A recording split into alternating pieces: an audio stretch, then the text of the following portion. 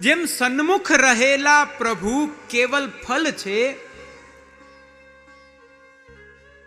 એમ ભીતર બિરાજેલા પ્રભુ પરમ ફલ છે. સન્મુખ રહેલા પ્રભુ સંયોગનું દાન કરે છે, પણ ભીતર બિરાજેલા પ્રભુ તો વિયોગ રસનું દાન કરે છે. ભગવાનમાં નિરુદ્ધ થવાનું નિયામક એ આ વિયોગાવસ્થા છે, અને એ વિયોગાવસ્થાનું દાન પ્રભુ હૃદયમાં બિરાજીને કરે છે. પણ કેમ પધારે, કેવી રીતના પધારે?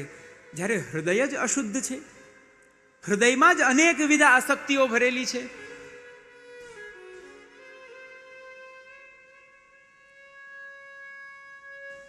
હૃદયસ્યતિ શુદ્ધત્વાન ન તત્રાવેશ સંભવઃ. હૃદય આવું અશુદ્ધ છે, માટે પ્રભુનો આવેશ ત્યાં પ્રકટ નથી થતો. જે સમયે હૃદયમાં પ્રભુ પ્રકટ થઈ જાય છે, ત્યાર પછી તે હૃદયની સ્થિતિ શું છે?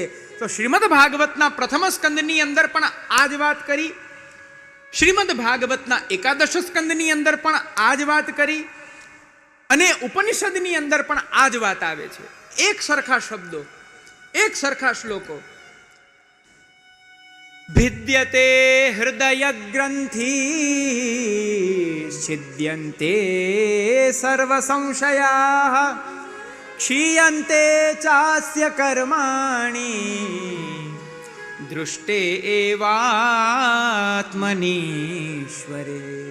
હૃદયમાં આત્મની, પોતાના હૃદયમાં, પોતાના અંતઃકરણમાં, તે અંતઃકરણના અધિપતિ, તે હૃદયના આધાર સર્વાધાર રૂપ એવા પ્રભુને જ્યારે જીવ હૃદયમાં પધરાવી અને અનુભવે છે, હૃદયમાં એમની પ્રતીતિ કરે છે, એ સમયે હૃદયની લૌકિક ગ્રંથિઓ ભેદાઈ જાય છે. ગ્રંથિ એટલે ગાંઠ. ભગવત ભક્તિ તે આસક્તિની ગ્રંથિને તોડે છે. ભગવત ભક્તિ તે મોહની ગ્રંથિને તોડે છે. ભગવત ભક્તિ રાગ દ્વેષાદી દોષોની ગ્રંથિને તોડે છે. ભગવત ભક્તિ જીવના પ્રારબ્ધ કર્મોની ગ્રંથિને પણ તોડે છે. આ ભગવત ભજનનું સ્વરૂપ છે. ભિદ્યતે હૃદય ગ્રંથિ, અને હૃદયની ગ્રંથિ જો ભેદાતી નથી તો ત્યાં જીવ માટે બહુ સાવધાની રાખવાનો વિષય છે, બહુ સાવધાનીનો તે અવસર છે. એ જીવ ગમે ત્યારે ડગી જશે, એ આધાર વિનાનો છે. ભક્તિ માર્ગમાં એને સાવધાની ત્યારે રાખવી પડશે, કારણ કે હજી હૃદયની ગ્રંથિઓ, તે આસક્તિઓ એ હજી એમને એમ છે. આત્મની, પોતાની અંદર પ્રભુ જ્યારે પ્રકટ થાય ત્યારે પ્રભુ હૃદય ગ્રંથિને ભેદી દે છે. જીવના ભૌતિક કર્મો, જે કર્મોનું ફલ એને ભોગવવું પડે છે પ્રારબ્ધાનુસાર, પ્રભુ ઈચ્છે ને પ્રભુ અનુગ્રહ કરે તો એના એ કર્મોનું પણ પરિવર્તન કરાવી, જે જીવના ભાગ્યમાં ભગવત ભક્તિ નથી, પ્રભુ અનુગ્રહ કરી તે જીવના માથે પધારીને તે જીવની સેવાનો અંગીકાર કરે છે.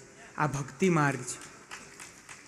અહીંયા કર્મનો સિદ્ધાંત છે, પણ ભગવાનની ઈચ્છા સર્વોપરી છે.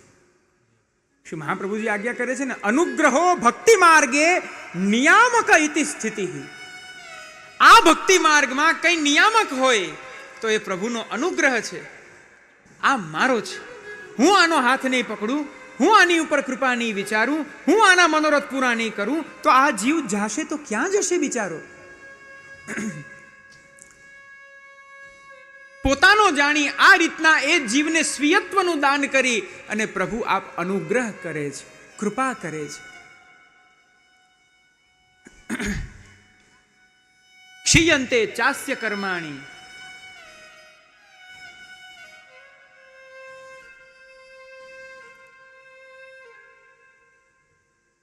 જીવના સર્વ સંશયોનો નાશ થઈ જાય છે જે દિવસે તે જીવના હૃદયમાં પ્રભુ પધારી જાય છે. પણ હૃદય અશુદ્ધ હોય તો એવા હૃદયમાં પ્રભુ નથી પધારતા.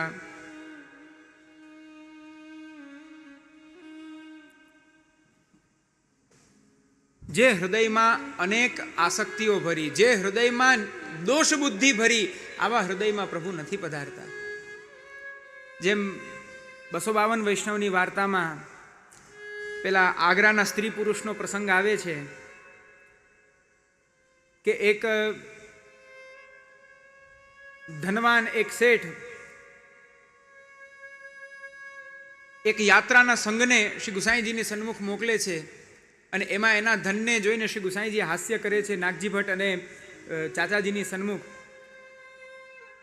એ પ્રસંગમાં તે 4 વૈષ્ણવ વિનંતી કરે છે, તો કૃપાનાથ ભાવ કેવો હોવો જોઈએ, એ જીવનું સ્વરૂપ કેવું હોવું જોઈએ, કેવી રીતના પ્રભુ પ્રસન્ન થાય, આવા જીવો ક્યાં મળે, આવા જીવોનો સંગ ક્યાં કરવો. શ્રી ગુસાઈજી એમને આગ્રા મોકલે છે. તે સ્ત્રી પુરુષ તે 4 વૈષ્ણવને જોઈને અતિશય પ્રસન્ન થાય છે અને રાજભોગ ધરવાનો સમય હતો. એ જ સમયે પેલા જે એમના પત્ની હતા એમણે કહ્યું કે વૈષ્ણવો આવ્યા છે, પ્રસાદ લેવડાવવાના છે, ઘી નથી, તમે હાટ પરથી ઘી તો લઈ આવો, ત્યાં સુધીમાં હું રાજભોગની તૈયારી કરું. આવેશમાં ને આવેશમાં વૈષ્ણવો આવ્યા છે ને એમને ઠાકોરજી પછવાડે મહાપ્રસાદ લેવડાવવાનો છે. આવેશમાં ને આવેશમાં પોતે એને એ વસ્ત્રમાં પોતે હાટ પર જાય છે, ઘી લઈને આવે છે ને આવેશમાં ને આવેશમાં અપરસ કર્યા વિના સેવામાં પ્રવેશી જાય છે. પેલા વૈષ્ણવો જોવે છે અને જોતા જ દોષ બુદ્ધિ આવી ગઈ. એમના ઠાકોરજીના દર્શન કરાવે છે તો એમના ઠાકોરજીના દર્શન પણ એમને થતા નથી. કેમ? હૃદયમાં દોષ બુદ્ધિ આવી. તેઓ એમ વિચારે છે, એક તો આચાર વિચાર નથી, ઉપરથી અહીંયા ક્યાંય ભગવત સ્વરૂપ બિરાજતા નથી, ખાલી ગાદી તકિયા રાખીને સેવા કરે છે ને આદંભ કરે છે. આવા થોડી વૈષ્ણવ હોય. શ્રી ગુસાઈજીની ભૂલ થઈ હશે. શ્રી ગુસાઈજી પાસે જાય છે તો શ્રી ગુસાઈજી પીઠ દઈને બેઠા છે.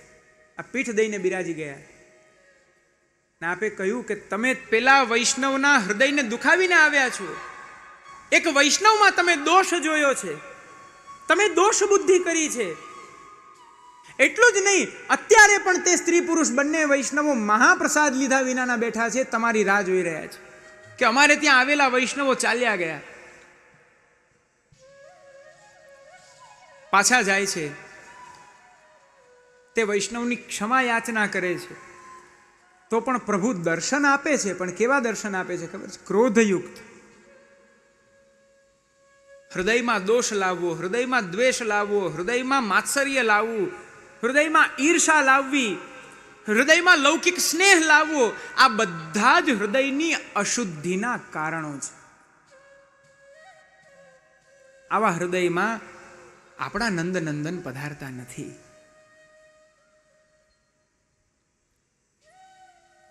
પણ સ્વમૂર્તાવતી શુદ્ધાયામ આવિશ્યાનુભવમ હરિ યાવત સાધન સંપત્તિ કારયત્યખિલાન નિજાન.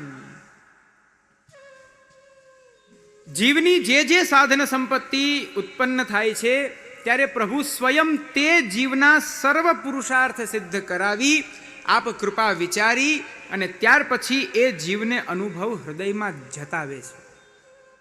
પણ સર્વ સાધન સંપત્તિ કઈ? સેવામાં જે સાધનનો વિનિયોગ થાય છે તે બધા સ્વરૂપાત્મક છે. જેમ સંસારની અંદર 2 પ્રકારના પદાર્થ જોવામાં આવે છે, એક દૈવી પદાર્થ અને એક આસુરી પદાર્થ. દૈવી પદાર્થમાં પણ એક મર્યાદા રૂપ છે, એક પુષ્ટિ રૂપ છે અને એક આસુરી, એમ કરીને 3 ભેદ છે. આ શ્રી ગોપેશ્વરજી આજ્ઞા કરે છે આપની ટીકામાં. એમ જે દૈવી પદાર્થ છે એમાં પણ જે દૈવી પદાર્થમાં જે પુષ્ટિ પદાર્થ છે તે પુષ્ટિ પદાર્થ આ અલૌકિક દેહ છે, આ હૃદય છે, જેના દ્વારા ભગવત ભજન થાય, જેના દ્વારા ભગવત સ્મૃતિ થાય. એવા સકલ પદાર્થો એ બધા જ દૈવી પદાર્થ છે, તે બધા જ અલૌકિક પદાર્થ છે. અને તે બધા પદાર્થનું સમ્માર્જન જીવે કરતું રહેવું જોઈએ. હૃદયની અંદર અશુદ્ધિ છે તો તે અશુદ્ધિને કેવી રીતના દૂર કરવી? તો શ્રી મહાપ્રભુજી આજ્ઞા કરે છે શ્રી હરિરાય મહાપ્રભુજી આપ યમુનાષ્ટકની વિવૃતિની અંદર આપ આજ્ઞા કરે છે, શ્રી મહાપ્રભુજી નામ નિવેદન કરાવી જીવના હૃદયમાં તાપાત્મિકા ભક્તિનું બીજ સ્થાપે છે. એ તાપાત્મિકા ભક્તિનું બીજનું પ્રસ્થાપન થવું, એ પ્રસ્થાપન થવા માત્રથી એ ભક્તિના ફલ સ્વરૂપે તે જીવના હૃદયમાં રહેલા દોષો દૂર થાય છે. પણ તાપાત્મકતા હોવી જોઈએ. એક બહુ સામાન્ય ઉદાહરણ આપું. અહીંયા તો હવે આપ લોકો નથી જોતા, પણ જ્યારે જ્યારે રજાના દિવસો ચાલતા હોય અને આપ સૌ આપણા સૌરાષ્ટ્રમાં બધા વેકેશન કરવા આવો છો, ત્યારે આપે સૌએ જે ખેતર હોય એ ખેતરની અંદર ખેતી જોઈ હોય કે કંઈ ઉગેલું છે, અને જે ઉગી ગયું છે એ સર્વ વસ્તુને હવે ઉતારી લીધા પછી જે અનાવશ્યક વસ્તુ છે તે અનાવશ્યક વસ્તુને આપણે શું કરીએ છીએ? બાળીએ છીએ. શું માંડવી બાળો? શું બાળો? ઘઉં બાળો ને. હા, મને પાછી ખબર નથી. આ તો ત્યાંથી રસ્તામાં તમારા બધા એ જ ગામડાઓમાં મનોરથમાં જતા હોય એટલે રાતના સમયમાં ક્યાંક અચાનક આમ યત્ર ધૂમસ તત્ર વહની, જ્યાં ધુમાડો હોય તો ખબર પડે ત્યાં અગ્નિ. પૂછી આ શું થયું? કે ભાઈ હવે આ ફસલ કાપી લીધી, હવે આ જે વધ્યું છે આને બાળી દો. એને બાળી દેવા માત્રથી એ ખેતર, એ ઉદ્યાન, એ આખો પ્રાંગણ એ સ્વચ્છ થઈ જાય છે. પછી એ સ્વચ્છ થઈ જાય, એ રાખના ને રાખનું ભૂમિમાં મળી જવાથી ત્યાં એક ફર્ટિલિટી પણ બની જાય છે. કાલાંતરે તમે બીજું કોઈ બીજ રોપો તો એ ઉગે પણ ખરી. એમ ભગવત ભક્તિ, તાપાત્મિકા ભક્તિ હૃદયમાં અગ્નિનું કાર્ય કરે છે.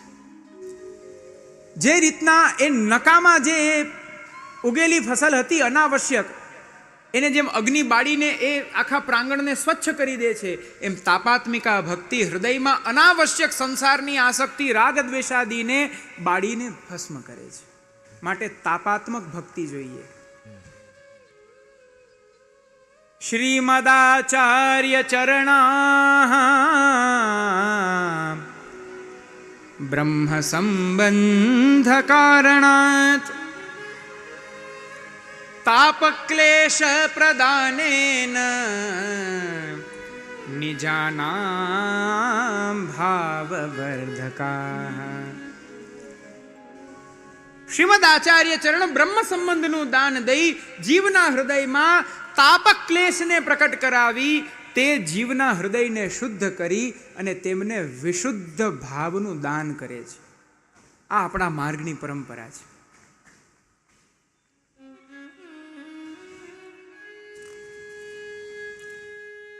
અને શુદ્ધમ વિધાય હૃદયમ, આ રીતના જ્યારે હૃદય શુદ્ધ બની જાય છે, પશ્ચાત તત્રા વિષેદ સ્વયં, ત્યાર પછી સાક્ષાત ભગવાન શુદ્ધ થયેલા હૃદયમાં જ પધારે છે.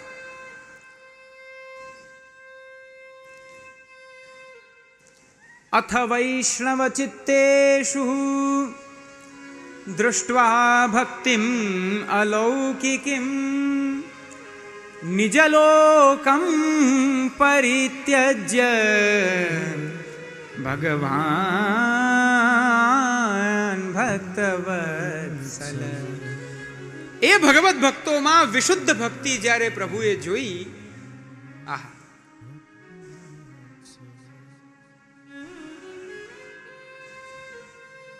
આ ભક્તિ જ જો પુષ્ટિ ભક્તિ કહી દેવા માત્રથી એ ભક્તિ જ તાપાત્મિકા ભક્તિ છે. એમાં પછી પેલું એડ કરવાનું ન હોય કે તાપાત્મક ભક્તિને ધારણ નહીં. પુષ્ટિ ભક્તિ એ જ તાપાત્મિકા ભક્તિ, એ જ તાપાત્મક ભાવ, પુષ્ટિનો ભાવ એ જ તાપાત્મક છે. અને આવી જે તાપાત્મિકા ભક્તિ છે, એ જ વાતને રિપીટ કરું છું કે એ જીવોના દોષોને દૂર કરે છે. આવું જ એક વર્ણન શ્રીમદ ભાગવતની અંદર પણ આવે છે.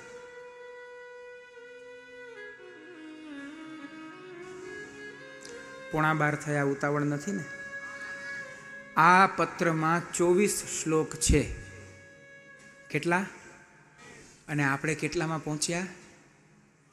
10. તો બાકી કેટલા? બેસજો. જો મારી પાસે હવે આજનો દિવસ ને કાલનો દિવસ 2 જ દિવસ છે બોલવાના, ખરા અર્થમાં બોલવાના. મને કોઈનું આગળ પાછળ કાંઈ વ્યવધાન નથી. આ 2 જ દિવસ છે બોલવાના. છેલ્લો દિવસ હશે 19 તારીખ, ત્યારે છેલ્લે અભિવાદન સમારોહ થશે, પછી બધું સન્માન સમારોહ થશે, બધા આભાર વિધિ કરશે, એક સ્વયંસેવકનું સન્માન થશે. દિવસનો કાર્યક્રમ હોય ને રાતના 8 વાગી જાય તો વાંધો ના આવે, પણ આ તો રાત્રિનો કાર્યક્રમ છે ને, પછી 1:30 વાગે તો સન્માન ચાલુ ના કરાય. એટલે તે દિવસે મારે અડધો પોણો કલાક વહેલું પૂરું કરવું પડશે. એટલે હવે આજનો દિવસ ને કાલનો દિવસ, આમ જોવા જાવ તો 2 જ દિવસ બચ્યા. ખરા અર્થમાં મારે વિસ્તારથી છણાવટ કરવાને માટે. પણ ચિંતા નહીં કરો, છેલ્લે દિવસે તારીખ આપીને જઈશ. આજે વાંધો નથી આવતો. આજે હવે મને પણ આદત પડી ગઈ રાતની. 2 દિવસ અઘરું લાગ્યું, હવે આજે આ સાયકલમાં હું સેટ થઈ ગયો. હા, ક્યાં હતા? વસંત કરો.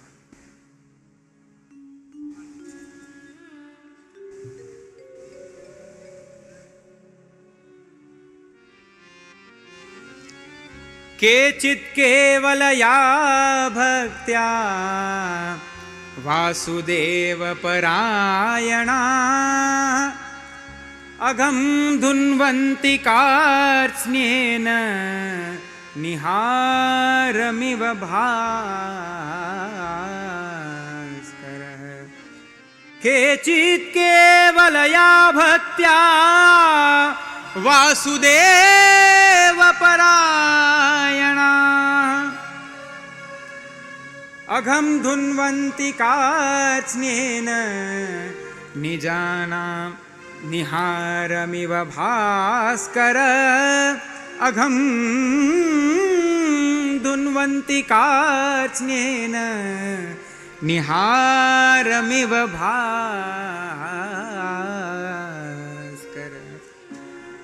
કેચિત કેવલયા ભક્ત્યા, કોઈ કેવા જીવો છે જે આ કેવલયા ભક્ત્યા અનન્ય તાપાત્મિકા ભક્તિ દ્વારા અઘમ ધુન્વંતી, પોતાના હૃદયમાં રહેલા અનેક દોષોને એ ભક્તિના તાપાત્મિકા ભક્તિના ફલ સ્વરૂપે તે જીવો એક દોષોને સ્વચ્છ કરી દે છે.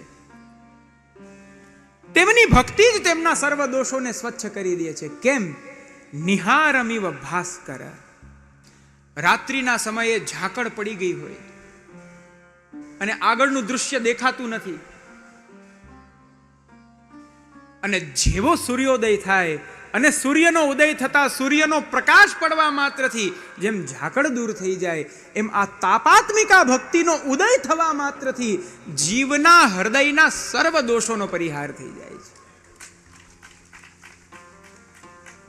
શુદ્ધમ વિધાય, શુદ્ધ હૃદયમાં પુનઃ પ્રભુ પ્રવેશ કરે છે.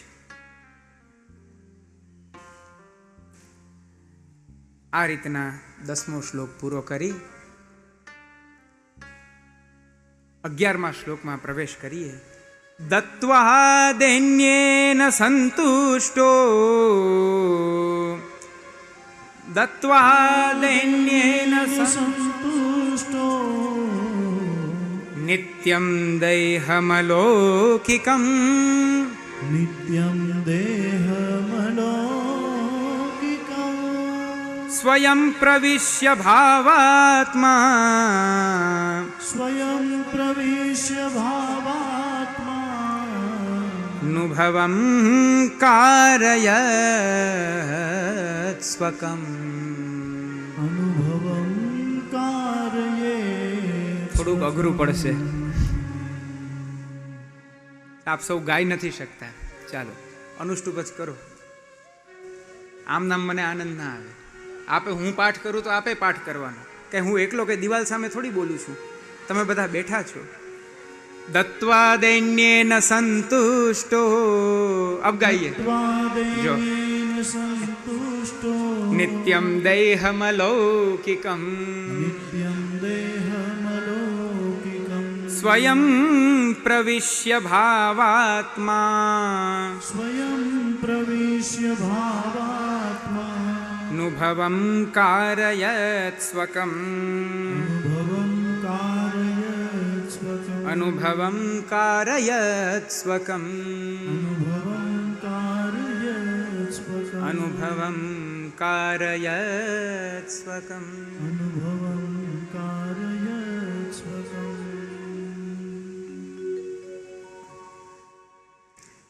દત્વા દૈન્યેન સંતુષ્ટઃ નિત્યમ દૈહમલૌકિકમ. આહા, શું અદ્ભુત વાત છે.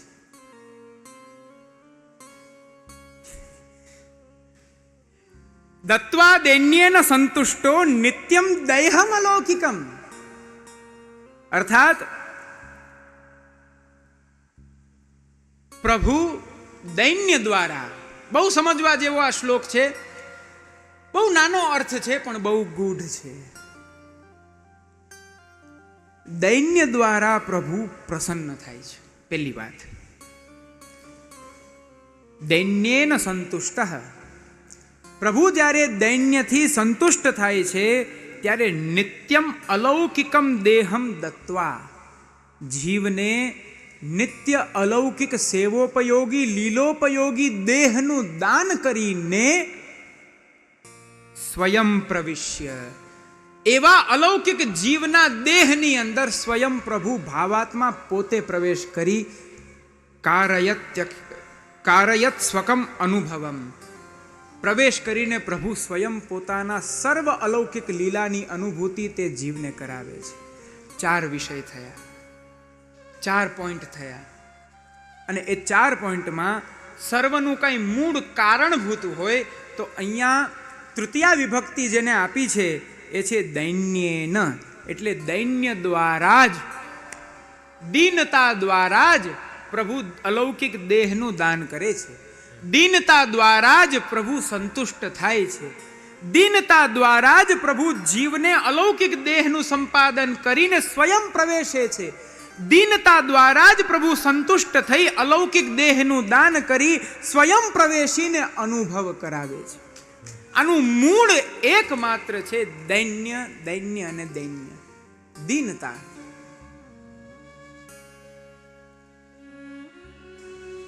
નહિ સાધન સંપત્યા હરિ તુષ્યતિ કસ્યચિત ભક્તાનામ દૈન્યમેવેકમ હરિતોષણ સાધનમ.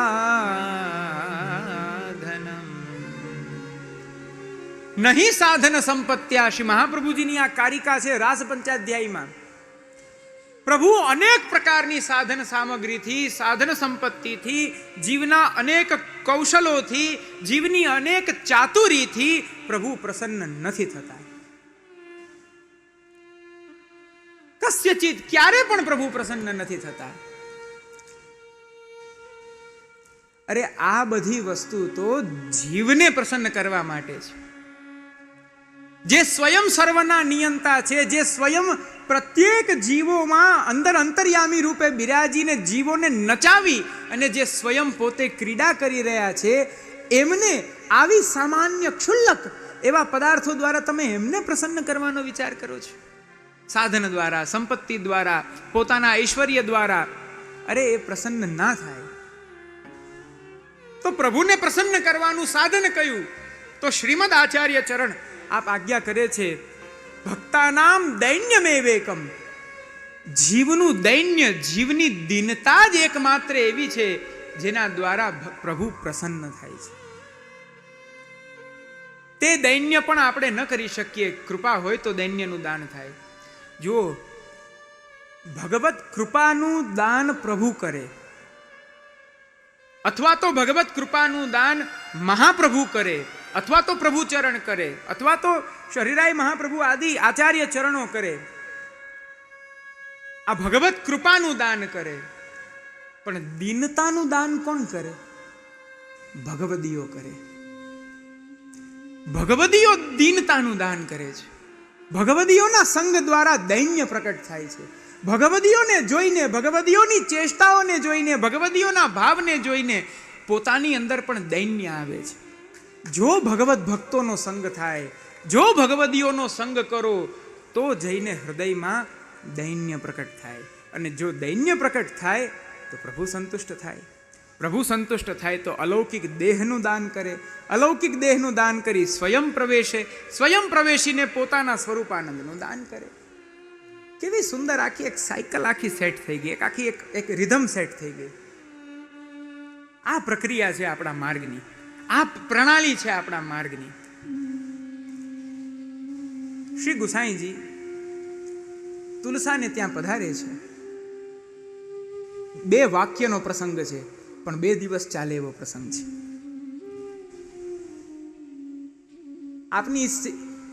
આપની સેવા કરીને જ્યારે આપ અતિશય તુલસા ઉપર પ્રસન્ન થયા, તુલસાને પૂછ્યું, તુલસા ને ક્યાં આવ? श्री ठाकुर जी कछु अनुभव जतावत है? तुलसा के प्रभु हमको कहाँ अनुभव जतावे, हम तो बस आपकी आड़ी सु सेवा पहुंचे और बस पेट भर खाइए थे और नींद भर सोइए थे. बस आटलू ज छे, आटली ज बात छे. पण आ बहु गहन छे, बहु गूढ़ छे. 3 प्रकारना भाव ત્યાં ભાવ પ્રકાશમાં શ્રી હરિરાય મહાપ્રભુ બતાડે છે. એમાંના 2 ભાવ લઈએ, એક તો ગુરુ ભાવ અને એક દૈન્ય ભાવ. જ્યાં સુધી આપના જેવા આચાર્ય પ્રવર કૃપા વિચારીને અમને ભગવત સ્વરૂપનું જ્ઞાન ન કરાવે, ત્યાં સુધી અમે કેવી રીતના અનુભવીએ? માર્ગની સર્વ પ્રણાલી આચાર્ય દ્વારા છે. અને બીજો દૈન્ય ભાવ કે અમારા જેવા મૂઢ જીવ ઉપર શું પ્રભુ કૃપા વિચારીને અનુભવ જતાવે ખરા? અરે અમારાથી તો સેવા પણ નથી બનતી, ચિત્ત પણ પ્રભુમાં ચોંટતું નથી. આ તો બસ ક્રિયા કરીએ છીએ. એ ક્રિયા પણ સ્વાર્થ માટે કરીએ છીએ કે જગતમાં કોઈ એમ ન કહી દે કે ભગવદીઓની સંતતિ છે, અને એવા ભગવદીઓની સંતતિ આવી બહિર્મુખ, એટલે લોકોક્તિને, લોકનિંદા ન થાય એટલા માટે થઈને અમે સેવા કરીએ છીએ. આવા હૃદયમાં પ્રભુ અનુભવ કેમ જતાવે? મૂઢ છીએ, નીંદભર સોઈએ તે, સૂતા રહીએ છીએ, પેટભર ખાઈએ તે, પ્રભુને અરોગાવીને અમારી ક્ષુધા તૃષાને અમે તૃપ્ત કરીએ છીએ. પણ ખરેખર પ્રભુ એમને તે રસનું દાન દે છે, અને તે જીવ તે રસના પૂર્ણ અધિકારી છે, તે રસના પાત્ર છે, છતાં પણ આવું દૈન્ય પ્રકટ કરવું, આ એક ભગવદીયનું સ્વરૂપ છે. વૈષ્ણવતા એ પ્રકટ કરવાનો વિષય નથી પ્રિયજનો. આત્મચિંતન કરો. આપણા દ્વારા આપણી વૈષ્ણવતા પ્રકટ થઈ જાય છે. આપણા દ્વારા આપણો ભાવ, આપણો અંતસ્થ ભાવ પ્રકટ થઈ જાય છે. આપણા દ્વારા આપણી અંદર રહેલી ભગવત પ્રીતિ પ્રકટ થઈ જાય છે. માટે ફલ નથી મળતું, એ રસનો રસાભાસ થઈ જાય છે. આપણે ત્યાં તો એવા ભગવદીઓ થઈ ગયા કે એ ભગવદીઓએ અનેક વર્ષો સુધી કોઈ વૈષ્ણવનો સંગ કર્યો છે, પણ તે વૈષ્ણવને પણ ખબર નથી પડવા દીધી હું વૈષ્ણવ છું. લગભગ મુરારીદાસજી. આવા અનેક પ્રસંગો છે જ્યારે એણે પોતાની વૈષ્ણવતાને છુપાવી છે. જેમ વિઠ્ઠલદાસ કાયસ્થ, એમણે પણ એમની વૈષ્ણવતા છુપાવી છે. ધર્મ અને ભક્તિ આ બંને સંગોપનનો વિષય છે, પ્રકાશનો વિષય નથી. કારણ કે પ્રભુ ભક્ત ભાવાત્મા છે. પ્રભુ ભક્ત ભાવાત્મા છે. પ્રભુ તે ભક્તના ભાવ અનુસાર તે ભક્તને જ સુખ દેનારા છે, જગતને નહીં. અને આપણે આપણા સ્વપ્રકાશાર્થ, આપણી આત્મશ્લાઘાને માટે આપણે આપણા ભગવદીયપણાને પ્રકટ કરી દઈએ છીએ. પરિણામે ભગવત કૃપાથી વંચિત થઈ જઈએ છીએ. સાચું કયો? ક્યારેક થઈ જાય છે આવું? આ વૈષ્ણવતા નથી, આ વૈષ્ણવ ધર્મ નથી. તો દત્વા દૈન્યેન સંતુષ્ટ નિત્યમ દેહમ અલૌકિકમ. દૈન્યના માધ્યમથી પ્રસન્ન થયેલા પ્રભુ પોતાનો અનુભવ જતાવે. આ માર્ગની અલૌકિક રીતિ છે એવું કહી અને પછી 12મો શ્લોક. હા, પેલું જ કરવું પડશે. એવં વિધમ ફલમ નિત્યમ एवं विधं फलं नित्यं ચિંતયન ચેતસા સદા चिन्तयन् चेतसा सदा કુર્યાદત્યાદરમ કૃષ્ણ कुर्यादत्यादरं कृष्ण સેવાયામેવ સર્વથા सेवायामेव सर्वथा સેવાયામેવ સર્વથા सेवायामेव सर्वथा सेवायामेव सर्वथा એવં વિધમ ફલમ નિત્યમ ચિંતયન ચેતસા સદા. પૂર્વમાં જે રીતના જે ફલની વાત કરી છે, પ્રભુનું હૃદયમાં પધારવું, પણ ક્યારે હૃદય શુદ્ધ હોય, દીનતા હોય, આવા દરેક ભગવત સેવામાં ઉપયોગી તે સર્વ સાધનોનું નિત્ય પ્રતિ ચિંતન હૃદયમાં કરવું જોઈએ. નિત્ય પ્રતિ હૃદયમાં એનું ભાવન કરવું જોઈએ. અને એમ કરી કુર્યાદ અત્યાદરમ કૃષ્ણ સેવાયામેવ સર્વથા. શ્રી કૃષ્ણની સેવામાં અતિશય આદરપૂર્વક એમની સેવા કરવી, લોક બુદ્ધિથી એમની સેવા ન કરવી. આદર, અતિ આદર.